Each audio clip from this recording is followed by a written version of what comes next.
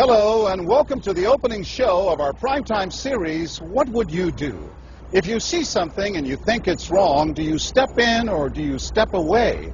What people say and what they do aren't always the same. That's why our hidden cameras are so revealing. In our first scenario, we weren't sure what to expect when our opinionated man behind the counter meets the Muslim woman in a headscarf. Deep in the heart of Texas, at this little roadside bakery, bigotry is being served with a coffee and bacon. Sir, I had a question. No, ma'am. We don't serve Muslims here. I'm sorry? This is America. We're at war with your people. I don't know what you think I am. I'm just trying to get an apple. Well, you're a terrorist is what you are. So, excuse me? You got to take your business elsewhere. We don't serve your kind here. The other customers at this bakery near Waco seem to hear everything, but they barely look at the Muslim woman, even when the language is tough to take. Get back on the camel and go back wherever you came from. Sir, I'm an American. I was born and raised in this country. No, you're not. Americans don't wear towels on their head. Muslim Americans say these are words they hear all the time in all parts of the country. But here at the bakery, what the customers don't know is that this Muslim woman and the man behind the counter are actors. The bakery is working with us, all part of a primetime hidden camera experiment on prejudice and patriotism. Please take your business elsewhere. Am I asking too much? When no one even tries to help her, she makes a direct appeal. Sir, would you mind ordering me an apple strudel? That's why I'm here. I can give you the money. I have no problem. That's not a problem with the money, Please, no, sir. I'm not going to let you order. But when he gives her the cold shoulder, she finally just leaves. You could have helped her out. You could have spoken up. Why not? Me speak up for her? Well, if he tried to do some harm to her or something, then I would have. But why not try to set him straight? I really think that a person that owns his own business should be able to say who they sell to. She's not American. Others seem to agree with our actor as to who's an American and who's not. Is it all based on the way we look? I'm an American citizen. I just would like an apple strudel, please. Well, I'm sorry. Then why don't you dress like an American? You're so American. This is for religious purposes, sir, and I don't think you have any right to say anything. So I'm religious. I don't wear, Halloween costumes around. I mean, am I wrong here, sir? Not me. I run my business the way I want to run. That's right. Don't come in here without shoes and skirt on. This customer is adamant that the man behind the counter is doing the right thing. I'm ready for you. But the fact is, it's against the law to deny service to someone based on their race or religion. My name is John Quinones, and I'm with ABC News. What did you think of what you heard here? I didn't hear anything racist. He told her he wouldn't serve her. Well, he can say he wouldn't serve you if you come in here barefooted without a shirt on. But she wasn't barefoot or without a shirt on. Well, she wasn't dressed right. What do you mean? If I was running a place, I'd do the same thing. You wouldn't let Muslims shop at your store? I sure wouldn't. We never expected customers to be so candid. How do I know you don't have a bomb in there? Watch what happens this time when, once again, our Muslim woman is denied service. This is not right. And again leaves. We reserve the right to not serve. That's right. Certain kind. That's right. That's, I appreciate saying that. I think that's the first time I've ever seen that. He not only commends the man behind the counter for his discriminatory behavior, but he gives him the thumbs up, not once, but twice, Good job. All right. as he leaves. Sir, can I talk to you, sir, for a second? But when I approach, Sir, we're with ABC News. there is no thumbs up for me. We staged a little experiment in there to see how people would react to that kind of attitude. You're not an American. I am an American. That man took it a bit farther, telling me I'm not an American. He was threatened.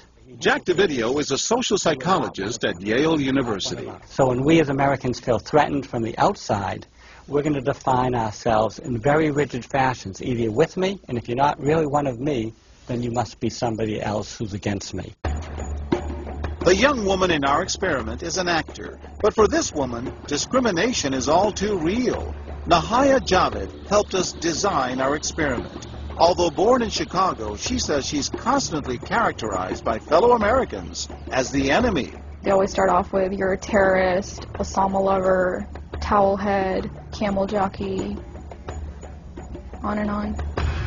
While attending college in Texas, she says she continually suffered verbal abuse and has even been physically attacked just because she's Muslim. They assume I'm not from here, and if I tell them I'm American, they're like, no, you're not.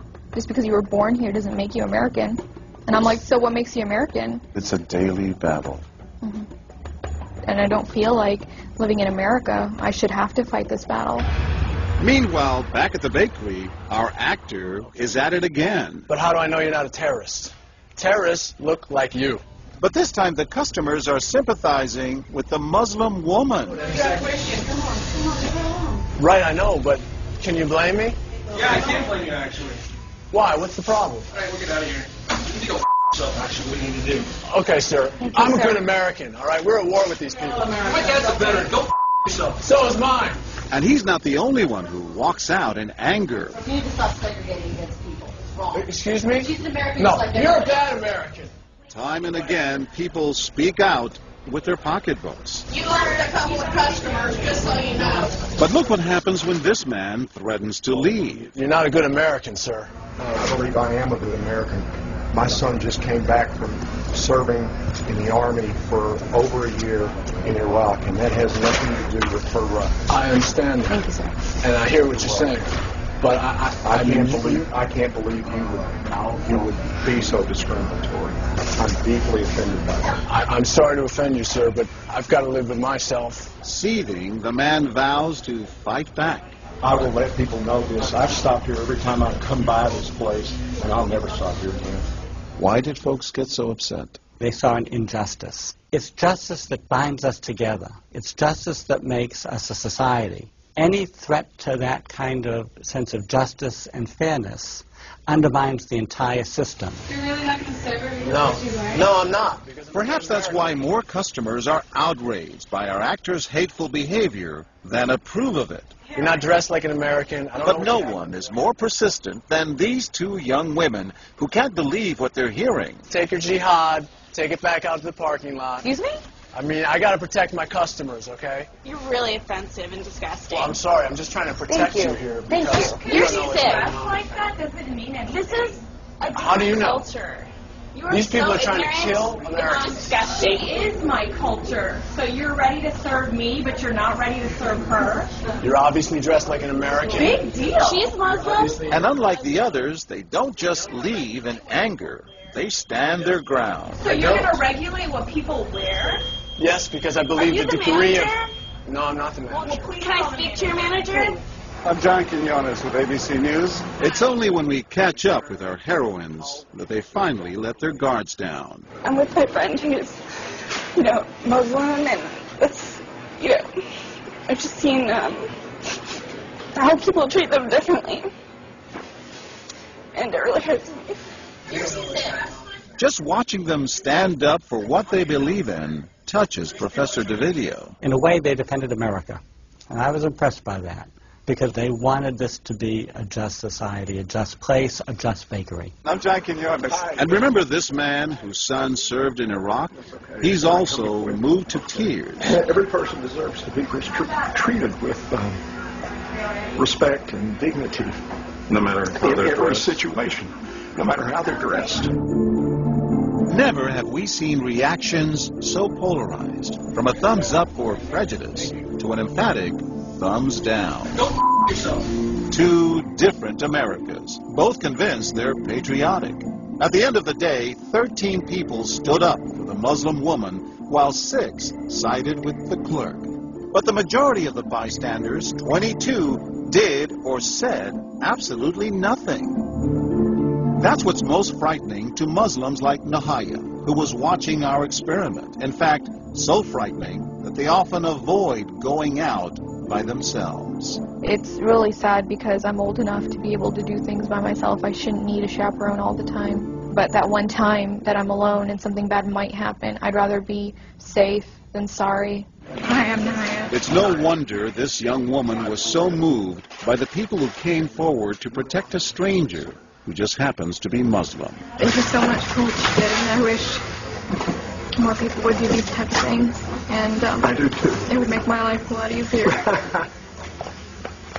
God go with you.